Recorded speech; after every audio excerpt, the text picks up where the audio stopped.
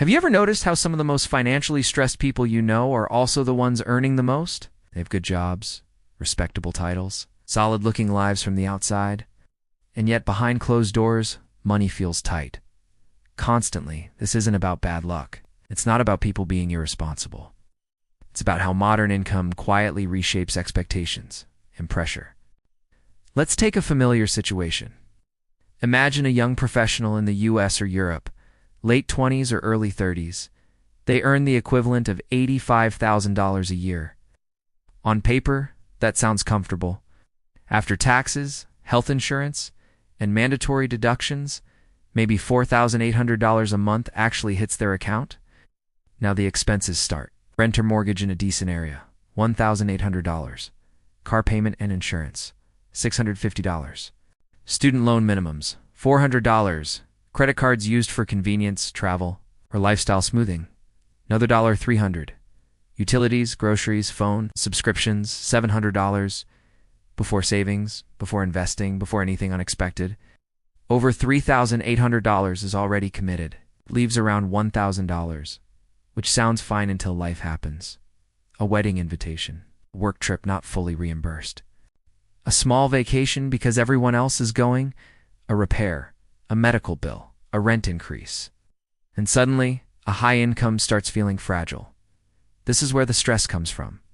The hidden mistake isn't overspending in the dramatic sense. It's allowing fixed commitments to grow at the same speed as income.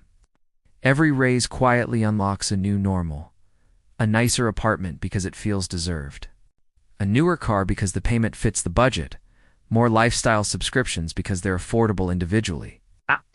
But fixed costs don't just consume money. They consume flexibility.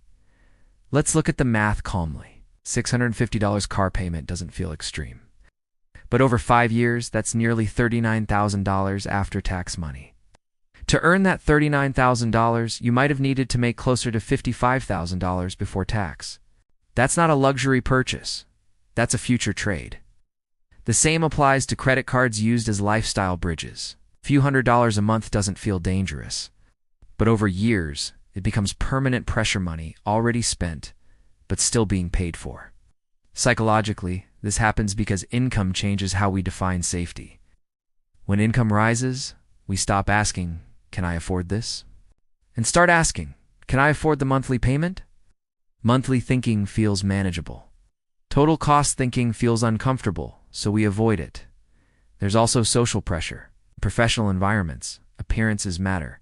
How you commute, where you live, how available you seem. No one says it directly, but the message is clear. Stability should look a certain way. Over time, high earners build lives that require high income just to maintain, and that's where the stress lives.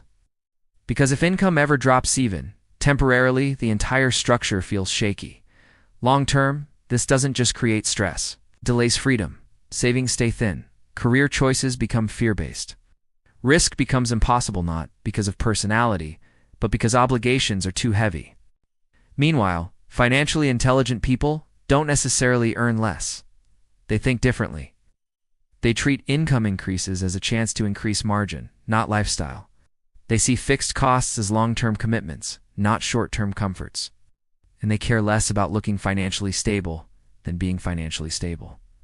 The goal isn't deprivation, it's optionality. It's the ability to say no. The ability to pause. The ability to absorb surprises without panic. High income doesn't remove financial stress. Unexamined commitments create it. Once you see that clearly, money stops feeling mysterious and starts feeling manageable. If this way of thinking resonates, consider subscribing.